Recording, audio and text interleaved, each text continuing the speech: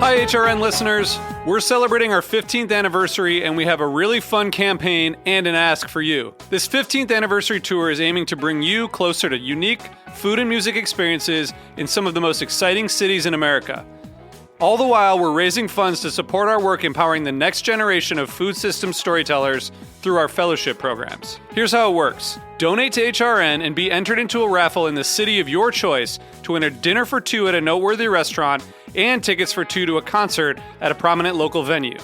We have incredible partners in New York, Los Angeles, Philadelphia, Nashville, Las Vegas, Charleston, Asheville, and Ardmore, Pennsylvania, who have donated a meal for two and two tickets to a concert of the winner's choice. And all donations help fund our fellowship programs, where we're helping to build essential workforce readiness skills and food system storytelling skills. Check out heritageradionetwork.org/15 to donate and enter to win today. That's heritageradionetwork.org/15. Thank you. Today's program is brought to you by Whole Foods Market. For more information, visit WholeFoodsMarket.com. This is Chef Emily Peterson, host of Sharp and Hot. You're listening to Heritage Radio Network, broadcasting live from Bushwick, Brooklyn. If you like this program, visit heritageradionetwork.org for thousands more.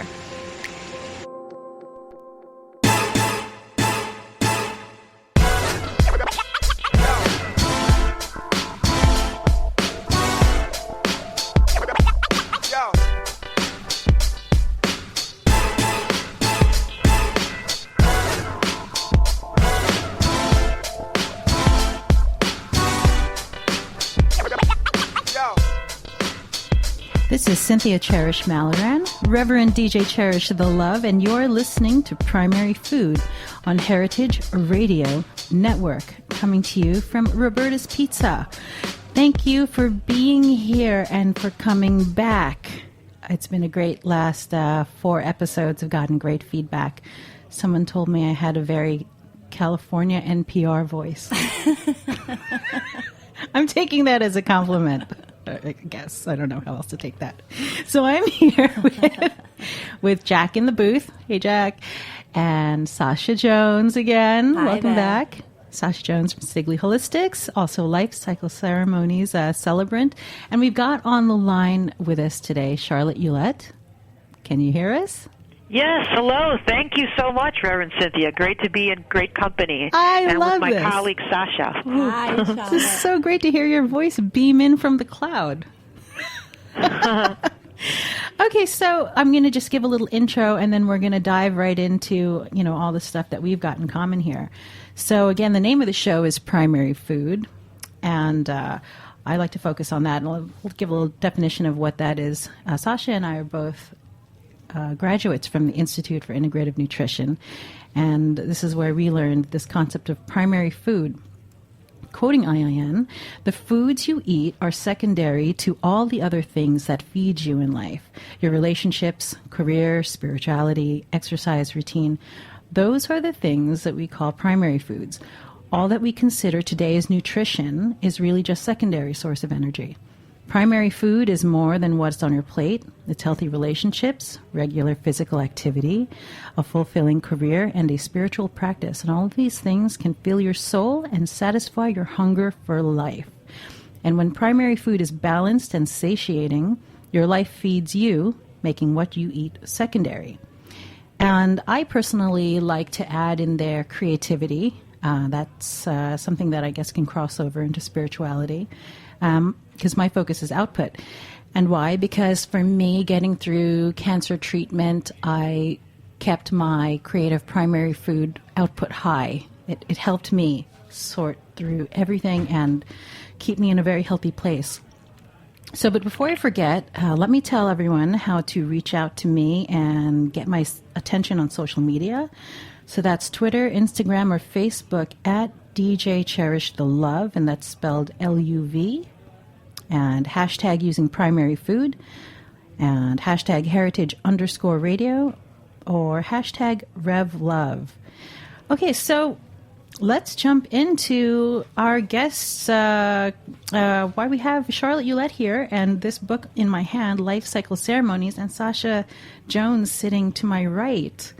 Hey, Charlotte. Yes.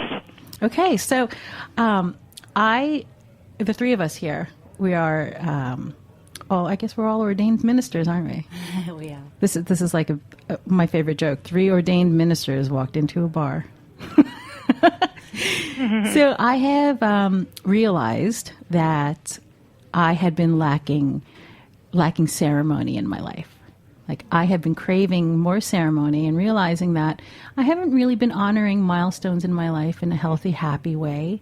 And I only started to realize this because I started to get queries from people asking me to officiate their weddings, which is what you guys are experts at. So we're going to talk about that. So tell us about life cycle ceremonies, Charlotte. Yeah, life cycle ceremonies are just that, ceremonies that mark the milestones in our life, from cradle to grave, from birth to death, all of that.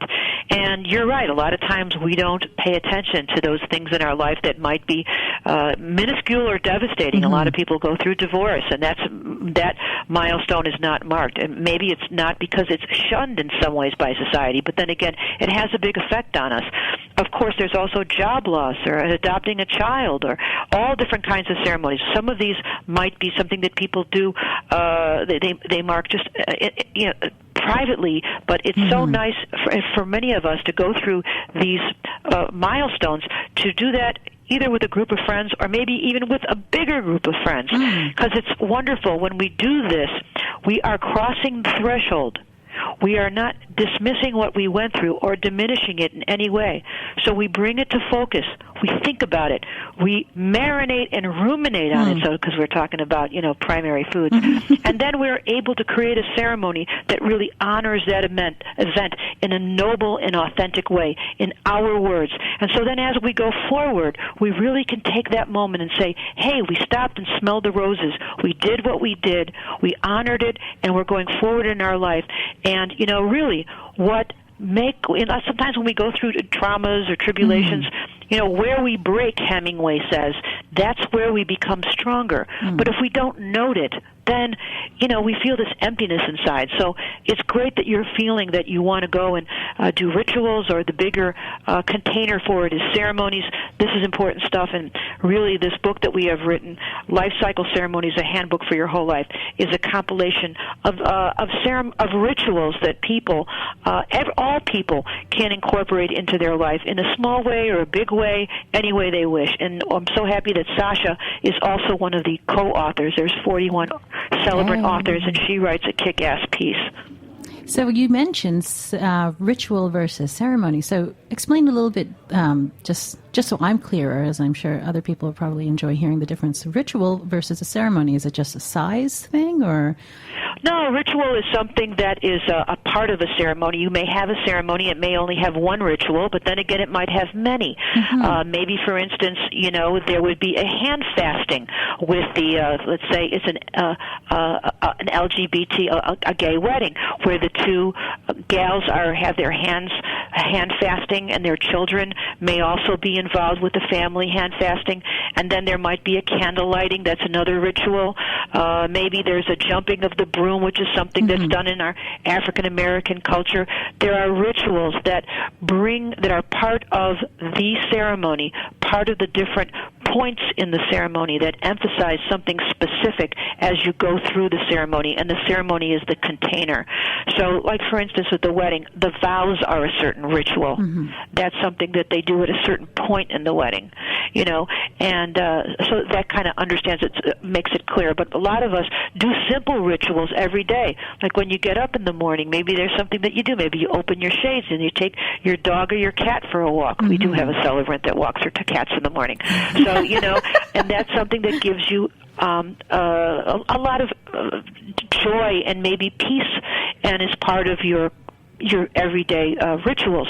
Then again, there's other rituals that we do that we create specifically for a ceremony. Maybe for a divorce ceremony, it would be having a knot that you cut, the untying of a knot. Because usually we say in weddings we're going to tie the knot. Something like that makes a lot of sense, and also it might be something symbolic. Because you guys, just so you know, with the ritual, it's not always what you say. It's what you do. It's what you show. It's the symbols that we create and have meaning. So that's what the difference between a ceremony and a ritual is. Maybe Sasha would like to add to that. I love the idea of ritual as with primary food as well. To me, day-to-day ritual is so important, and that is a big part of my primary food. So it could be every evening I'm preparing my mug of firewater with lots of different spices, and it's very ritualistic the way that I do that. It could be preparing my big pot of herbal teas, very witch-like. To me, that's a beautiful ritual. But it could also be something, I like the idea of taking things that we classify as chores often and changing them to rituals. Oh, yeah. And making them much more beautiful. And to me, that idea is bringing mindfulness and presence to anything that we do on a regular basis. And that's kind of how I think of what a ritual is. So an example I have that may sound quite silly, but I take, after doing my laundry, I'll take my socks and I'll pair them, put them on top of each other, and then roll them into a spiral. And then I lay them really beautifully in my drawer. And, that's beautiful. And it's really meditative and calming. And can you mandala sock my drawer too? Sure. And I do that with lots of things in our home, and taking away that whole concept of chore and turning them into ritual really just makes them enjoyable. And thank you for saying that, because in the last episode we talked about things that we do to reconnect to ourselves, and I said washing dishes, and I couldn't answer really why it was so.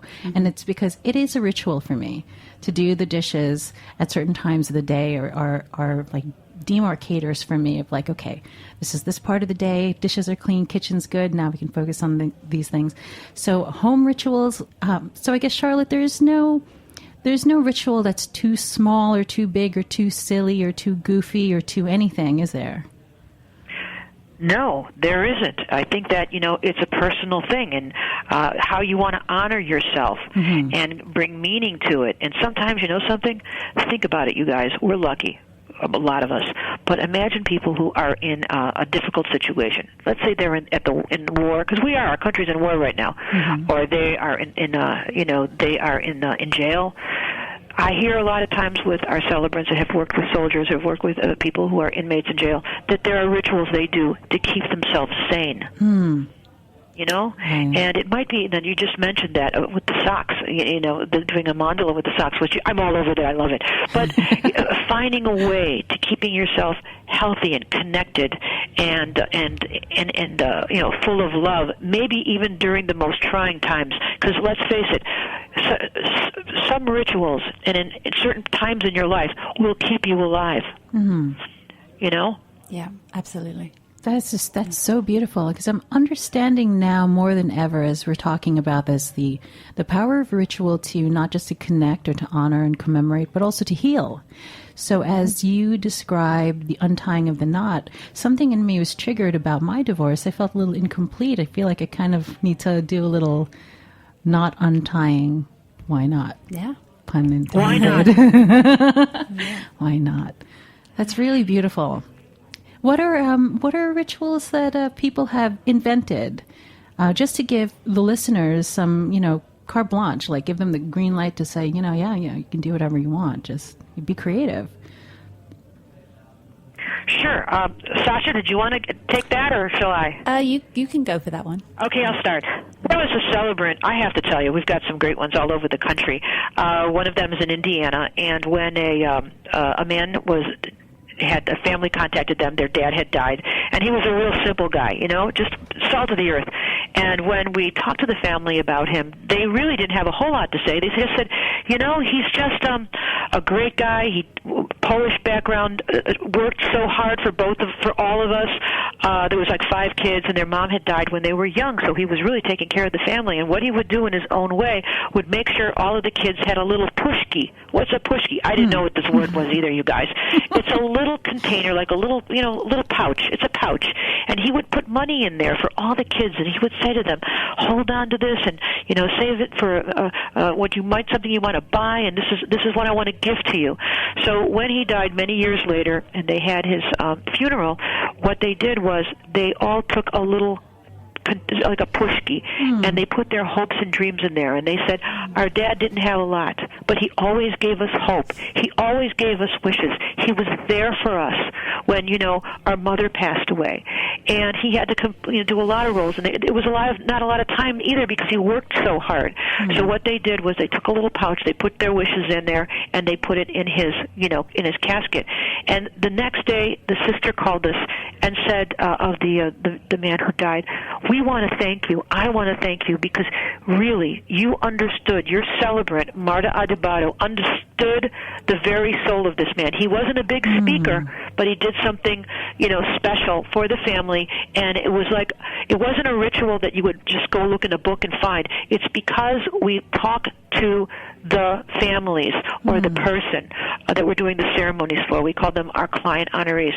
And we find out, what is it? What exactly is it that makes this special? It's not a ritual that's gratuitous that we're just going to make up. It's something that really rings true for the family. So a lot of the rituals we do are ones that after we talk and interview them for whatever it is, a wedding ceremony, an adoption ceremony, or even we do ceremonies LGBTQ. LGBTQ weddings and adoptions as well, but also a transgender ceremony for a validation ceremony for a man who, went through this transition, and he wanted to validate himself, and he wanted to tell his community. So it's nothing that we would just create a ritual out of, the box, so to speak, but in talking to them and interviewing them, we would create that ceremony that really works and it has meaning. So I think that's, one example of a ritual that we did that had the wishes of his children, to take place in this ceremony. And what better validation can we have as celebrants than getting a call from a family member saying, right on, because it's true. Beautiful. That's what's important. We don't want to mess it up. This is something that really, we're vessels. We want to make sure that we're creating that event, that ritual that has meaning, and that we're not thinking we know it all, because we don't unless we listen and then mindfully create them, co-author them with the client honorees. That is so beautiful, and it brings me to, I want to make it very clear for people who are listening that there's something called a celebrant. So what is a celebrant? Define that for us so that we all know, so that it's not what is that? It's like, and specifically a life cycle celebrant. And a life cycle celebrant. Yeah, we are certified life cycle celebrants, and there's a whole bunch of us. There's about 100. There's about 1,000 of us in the United States, and there's about maybe 4,000 in the world. The Celebrant Foundation Institute is the nonprofit North American chapter of the International Federation of Celebrants, and we actually have celebrants, and we teach people to be celebrants on our online live school, and we have celebrants from all over, from U.S., Canada, Europe, Asia. We teach our class in French and in English, and then afterwards, after you become a celebrant, we also have chapters, so our celebrants become a part of our great big worldwide family where we refer ceremonies to one another. And it's very much not just a profession, it is a pro-passion. We love being celebrants. We consider ourselves ceremony activists, if you want to call us that. Love that. We activate ceremony and ritual and meaning in people's lives. And so it's a really wonderful thing, and in many ways it's a new career. And if people do want to come to our website, it's celebrantinstitute.org. They can take a little trip around and take a look at videos and press and all sorts of groovy things. One thing that we do that we're really proud of is we just passed a law in the state of New Jersey and hopefully New York soon, because that's our home state, New Jersey, where civil celebrants are part of the marriage law now, and we're going state by state making that happen. So we're very excited. We have about 1,000 celebrants, and our organization does about 40,000 life cycle ceremonies annually. So what are, name some life cycle ceremonies, and then Sasha talk about like which ceremonies you've experienced and officiated yourself. Well, there are so many, as Charlotte said, starting from birth until death, and pretty much every milestone along the way.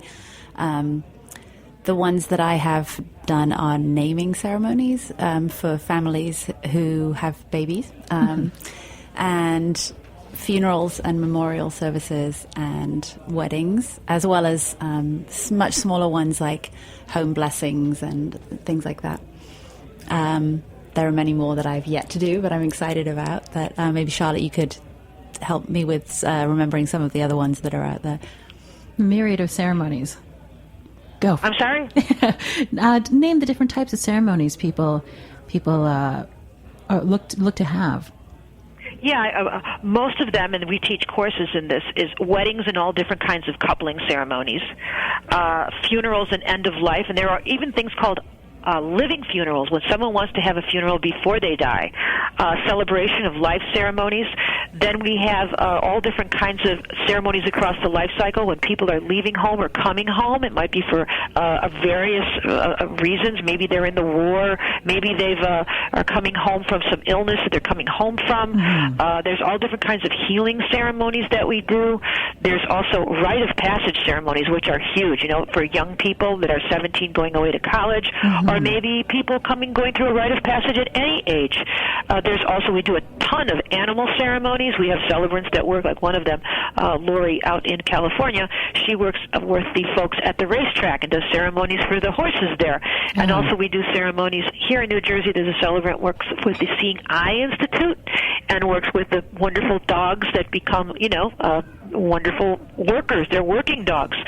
So, and then there's all different kinds of ceremonies, once again, for healing, divorce, as we mentioned, launching one's business, a validation ceremony of any sort for any kind of physical or mental transition or trauma that someone has gone through. Some of them are not just one ceremony. There's a celebrant who works in the medical, she's one of the, a doctor at a hospital, and she does a series of ceremonies, which means that a patient would come in, and then what they would have is a ceremony maybe for the treatment, a ceremony for possibly getting ready for surgery, a ceremony with the doctors, by the way, before the surgery, and then afterwards maybe with her family and friends to help, put wishes forth and good vibes and strong energy and healing, and also help her with her practice to make sure she's eating right, drinking the right things, and, helping her along the way. So it's a whole process, and getting the family involved. And then, of course, there's birthing. Let's face it, having a baby ain't easy. So we do a lot of those, and also, children who are in foster care that are being adopted. I mean, every single people losing their jobs, which is something that's big. So these are things that we take a look at. But I think that basically weddings, funerals, baby and family, and all different kinds of end of life, or sometimes even like divorce is considered in some ways a funeral ceremony in a way, because you're ending something but you're beginning something new. So that's really important. So it's really all of these things. And there's one little piece that I thought I would bring to your attention that you would kind of like. When someone was leaving home, there was a gentleman who had been married for many years. His wife died, and he had to leave his house, and he's leaving his big old house, and they had to move him into a senior housing. And he was up for it. He wanted to. That's where he wanted to go. Just I had to move him. It sounds terrible. So anyhow, he didn't. He had a really hard time because he and his wife had this beautiful bed, this king-size bed. Okay, and his son said, "Listen, we can't move the bed, Dad, but we have a good idea." So what they did was, because it was a smaller room he'd be going into, and there'd be room for a full-size bed, but not a king-size bed. So what they did was, as part of the ceremony, was they surprised him with that. They cut a piece of the mattress and they framed it. And isn't that like it just warms your heart? And he brought it with him. They had a little inscription there, and they had both their names on there, Mom and Dad, and it was really beautiful. And because you know what, sometimes we don't realize how traumatizing it is to leave one's home. Even with kids, when you're leaving, let's say they're 8 years old and this was their family home, and now they're moving across the country, or they're moving even down the block to a new school. Sometimes taking a little time and doing something sweet and nice and juicy works, just miracles. I mean, even for a young child, when his goldfish dies or if his cat dies, do something special. You don't need a celebrant for all these things. You can do them yourself, and that's how the book is kind of interesting. But be mindful, because the first experiences that we have with this these children will be able to grow up and think that way. It turned out that these sons with their dad, the reason they were so connected was they were part of a community that honored ritual and ceremony. So they were tuned in already. That's beautiful. And so it made Dad's transition a whole lot easier, and also probably a lot easier than getting a king size bed into a room. I think that's you make a great point. Practical. You make a wonderful point about setting an example of ritual and ceremony and honoring things that way. Because what I'm hearing also, what you're saying is that Life Cycle Celebrant isn't just there to create ceremony and to celebrate, but really for support and for comfort and to help ease into the next phase and to be there. And I think that's a really beautiful thing. Now I want to know how the two of you, why you love doing this, how you got into this world, and what you love about the process of meeting with clients. This is fascinating to me. I want to hear this. Sasha, what's your story here? Well, it's funny, Charlotte, you just talked about goldfish, because I think it just made me realize that my very first celebrant ceremony was when my goldfish died. My goldfish Fred, and I had this incredible ceremony, and I hadn't really remembered it until just now. But it was when was this? It was in the 70s. It was a long time ago. But I've always been very drawn to it, and much like I discussed about primary food, going to the Institute for Integrative Nutrition helped me put language around something I was already doing. Same with the Celebrant Foundation Institute. That really just helped me find language around what I loved. But my very first experience with this was my sister and her then boyfriend, now husband, coming to New York to elope. And we just didn't really know what to do. Like, we thought, City Hall just seemed a little boring. And we actually found a friend who was friends with the judge, so we did the legal ceremony there. But I fashioned a ceremony, and I didn't yet know about this celebrant school, so I just did it. And it was beautiful and organic and fun, and it was just a few months after 9/11, so there was a real sense of the city needed some healing and a lot of love. And so we did a big parade, we invited, so this elopement became actually a big party with all of my friends. It was great. That's a great reason to do these things. Yeah, exactly. And then when I got married, I still hadn't yet gone to this school, but Mike and I kind of created our own celebrant style wedding without even really yet knowing what that was. So we were doing this very organically. And then when I stumbled upon this beautiful school and had a conversation with Charlotte, it just really felt like, it sounds cliche almost, but it felt like coming home, because this is such a family. And as Charlotte described, like, she can just tell you what is going on with the celebrants and what we're doing, because we're all very connected. And the day that I graduated, and I had studied weddings, the day that I graduated, a dear friend of mine died. And Charlotte was right there holding my hand and helped me to do a memorial service for her, which hadn't yet been my training. But she lit a candle in the school. She did the same thing when I lost a friend, and then my dad, and then another friend. And because of the support of the school and the intense training, which is so valuable, the training of that school is so valuable.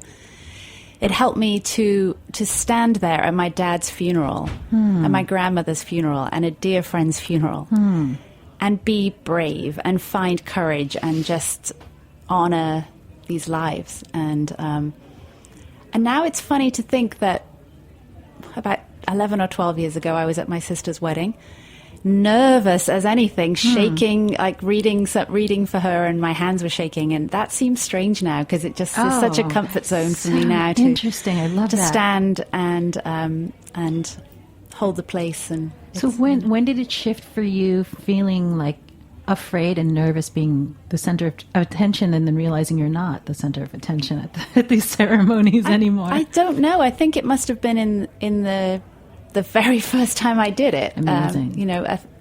To officially do it. And the first wedding I ever did was on the Brooklyn Bridge. And it was a very last minute wedding that, which happens sometimes. People are like, I want to get married this week. Yeah, I got one of those Okay, 2 weeks ago. I just got one of those. And, just because of the training that I had, I was able to just jump into creating this ceremony and looking up the history of the Brooklyn Bridge and as Charlotte mentioned earlier, how we make up ritual, but we do so with all this information that we gather from our clients. So it's asking the right questions and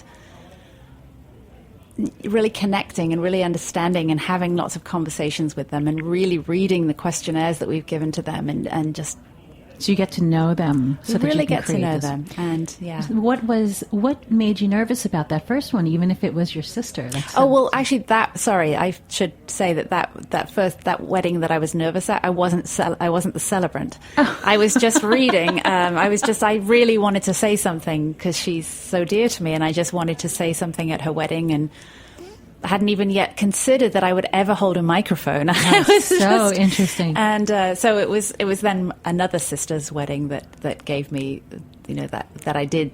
I said, I'm going to be the celebrant of this, or I didn't call it that yet because I didn't know that word. But oh, that's so wonderful. Yeah. Mm-hmm. You love doing it. I love doing it so much. And, I'm a shy person and tend to not be somebody who if you point a camera at me, I'll make all the squirmiest faces in the world. But it's been really good for me in that way as well. It's finding my own voice. I love to write, and I find it very easy to express myself through the written word. And so much of what we do as celebrants is write, and so it's beautiful for that as well. I'm so glad you shared that, because I'm sure there's got to be people listening thinking I'm too shy to ever do something like this, but I have it in my heart. So what would you say to someone who has that in their heart, want to share, but feels like, I'm shy? I would tell them to call Charlotte. And Charlotte, what do you say about that? Let me explain something to you. I'm going to go back into the Wayback Machine for 15 years ago and how we brought it from Australia here. Oh, nice. Now, in the country of Australia, 85% of the funerals, 75% of the weddings, and about 90% of the baby naming ceremonies, because they're more secular than us, are part of the culture. And it just kind of blew us away, and we decided, my friend and partner, Gail Sarma, to bring it back to the United States and see how we would start here. And, it was the internet. So it just started, all these things collided. It was like, for some reason, everything was lined up. All the stars were lined up for this to take off in a different way. So we created a 6-month Jungian-based program that people can come on board, once a week for an hour and 15 minutes with the teacher in a classroom, and also have a wonderful interactive class with just videos and everything you'll see, and also cooperation. You'll be going, let's say, where Sasha's in New York. If a student comes on board with us, they can easily go observe one of Sasha's ceremonies or one of our other celebrant ceremonies. So they get kind of like used to it. We give them the confidence too, and also we let them know, and I'm going to talk about this, that when 9/11 happened here in the East Coast, and we're right here, right in the backyard of 9/11, a lot of people in our town were missing. We didn't know whether they died that day or whether they were lost walking the streets. It was chaotic. I think that people from the East Coast know exactly what I'm talking about. So we started doing ceremonies. I had one. It was a wedding ceremony I was supposed to do for Diana and Glenn, and Diana and Glenn were together for 10 years. She had children with her previous relationship, and Glenn, for all intents and purposes, was dad to her 4 children. And so he was an electrician in the World Trade Center, and he decided to go in that day to help his friend out because his friend wanted to go to the dentist. He wasn't even supposed to work, and instead of them getting married the following week, he perished in 9/11 in Building 1. And I was there with Diana when she was at her house, calling to cancel the wedding plans with her wedding dress in a bag next to us. And instead of us we didn't know he had died yet, we didn't know he went missing, that we would basically be doing an honoring ceremony, a hope ceremony, that he would walk through the door, because chaos ensued, and family were all flying in from all over the world for the wedding ceremony. So we had, instead of a wedding, we had a beginning of a funeral ceremony. And I had gone to other funerals as well, and I was deeply touched by how the community, people in general, come together, and they know what to do. We instinctively know what to do. So we were doing in our own hometown here at the Celebrant Foundation in Montclair, New Jersey, we were doing memorial ceremonies and remembrance ceremonies and healing ceremonies, and for our community. We're big community ceremonialists. We do all different things also in the community for any devastations, whether like in California when there was a fire and the houses burned down. One of our celebrants, Venus Kitagawa Stojic, set a ceremony there because one man had died, and she actually, through the TV coverage, raised money to give this man a proper funeral and help the community build. So, that was very interesting. And we're very much professional storytellers, but in the beginning I was very, very green at this, you guys. And I got on stage here in Montclair, New Jersey, because I was part of a committee that also said, hey, we're not going to just have the rabbis and the priests be part of this. We're going to get everybody. We're going to get the imam. We're going to be getting people who are not religious. It's not just for specific people that they should grieve. Let's include the children of these people who have family members who are missing them, because it's too early to say that they died. And let's have Sasha had said at Parade, let's have a gathering and be able to express ourselves with poets and artists and family members and give hope and strength to our community like we used to do years ago, but for some reason modern society has, made that more difficult. So in that, I remember getting up there and my hand was all clammy and I was all freaked out. I was like, I can't do this. I said I can't do this because you guys, I can talk to you on a one-to-one basis, but getting in front of a lot of people, I would lose it, all right? And so I just couldn't do it in front of a big crowd. But then I spoke to a celebrant in Australia, and her name was Kathy. And she said, Charlotte, I'm going to do her Australian accent, Charlotte, you have to do it, darling. You have to do it, because if you don't do it, who's going to? Somebody needs to be the celebrant. So you should feel honored. You should be honored to be up there, and it's not about you at all. You're a vessel. So I'm like, okay, cool, I'm a vessel. And so I went up there, and I did this piece that I did, and I had gathered about 35 people in the community with some other folks to put together a really wonderful presentation that was full of hope during the worst time on the planet in our area here. And it made a world of difference. Now, I want to tell you something, and why I'm sitting in this chair today. I went back to tell Kathy what was going on, that it went beautifully in Australia, and she had happened to have died from an aneurysm exactly at the time that I was there doing this. And I really felt like she passed the torch because she was ill for some time. And I feel that all that we're doing, what you're doing, Reverend Cynthia, I tip my hat to you, is making sure that everybody knows that all lives matter, our stories matter. And we're not defined by the bad things that happen in our life. As a matter of fact, they help us become better human beings and feel connected. So I feel that, that's something that we all yearn for and need. And we really, Sasha and I, just are as happy as clams. I hope clams are happy. No one really asked them to have this opportunity to be on your show. Oh my gosh, I'm going to ask some clams if they're happy, but I'm thinking they are.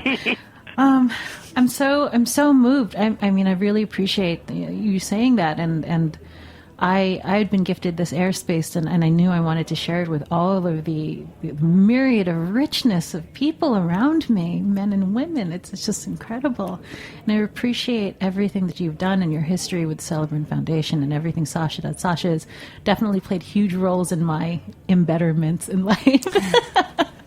I've made no mistakes in life. I've just learned a lot. That's just what I like to say. But I am really, more than ever, especially after today's show, really feel like ritual and ceremony and a lot more celebration. I have a lot to celebrate, especially after this past year. I have a lot to hold ritual over and a lot to share. And I wanted people listening to understand that this is available to them too. There was a time that I think that I was pretty grim, and I didn't think joy was for me.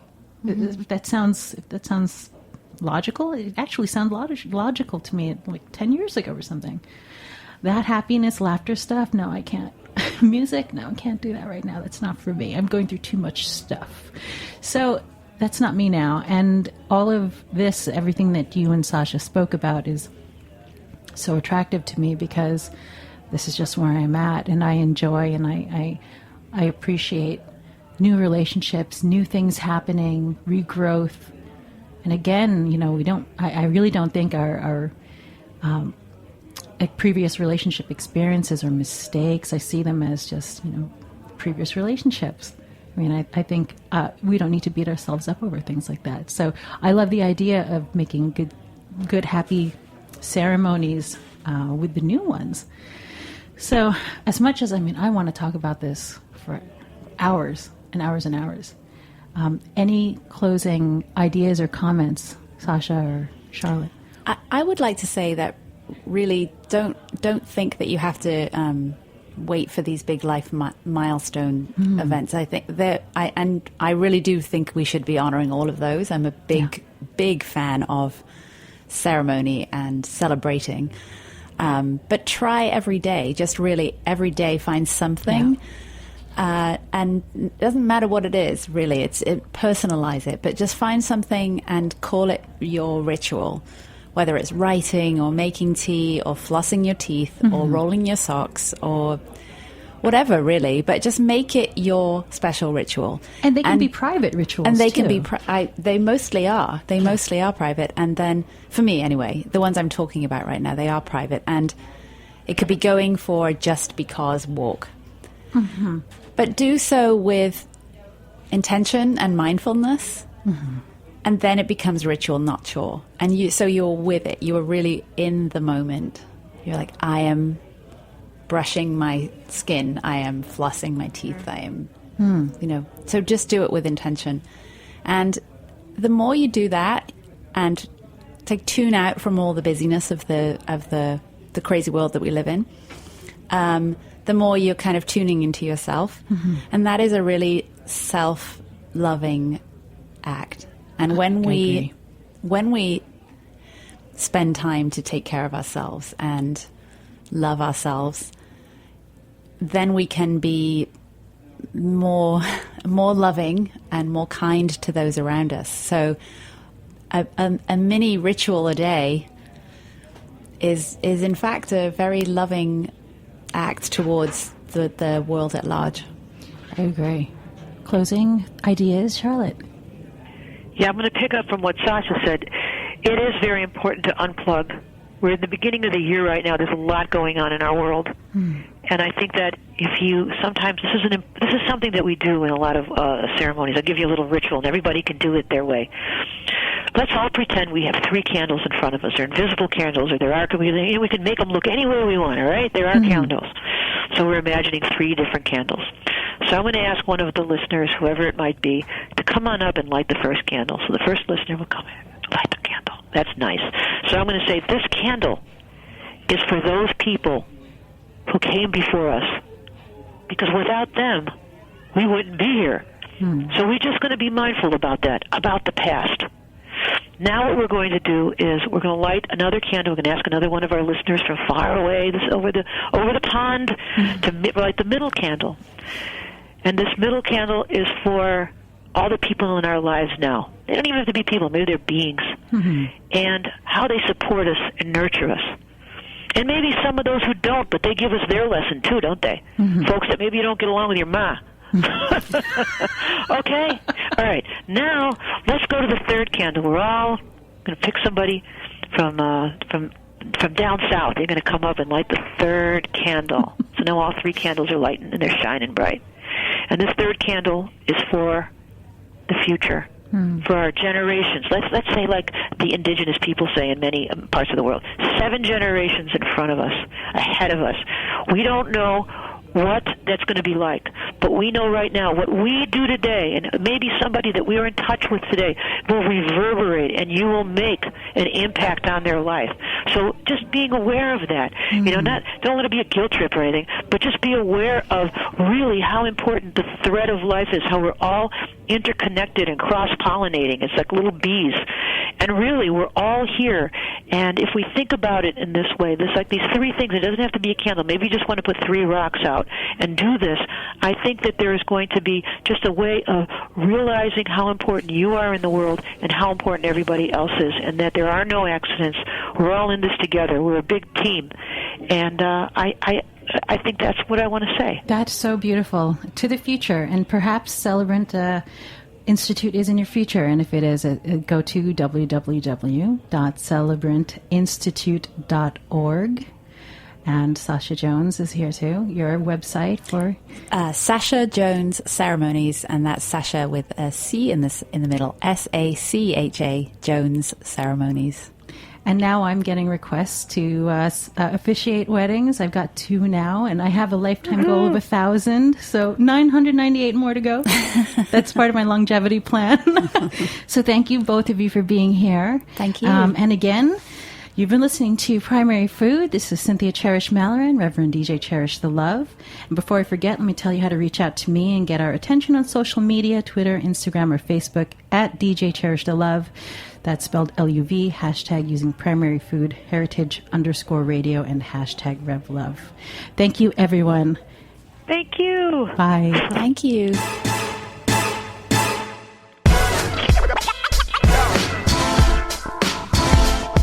Thanks for listening to this program on heritageradionetwork.org. You can find all of our archived programs on our website or as podcasts in the iTunes Store by searching Heritage Radio Network. You can like us on Facebook and follow us on Twitter at heritage_radio.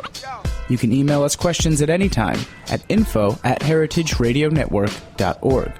Heritage Radio Network is a nonprofit organization. To donate and become a member, visit our website today. Thanks for listening.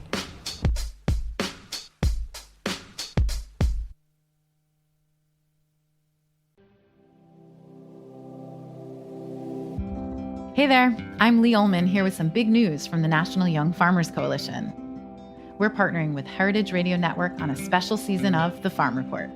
It's all about what's happening with the Farm Bill and how it impacts farmers and eaters. I am growing diversified vegetables on land that's been in our family for 150 years. And so with the pandemic, gentrification, property values going up, we had to sell the land and we lost it. Join us as we uncover the untold stories behind this massive piece of legislation that shapes how we grow our food, what we eat, and so much more. The problems we have had, those are things that come from earlier Farm Bill and USDA policy, right? Like Earl Butts, get big or get out. You know, it's my responsibility to know not only what I'm eating, but then like how that all came to be. And realize like, wow, like this piece of legislation, all this money, like it's technically something that I support as a taxpayer. While Congress debates the next Farm Bill, this is not just an invitation to listen. It's a call to action. Be part of the conversation. Subscribe to the Farm Report on Heritage Radio Network, wherever you listen to podcasts.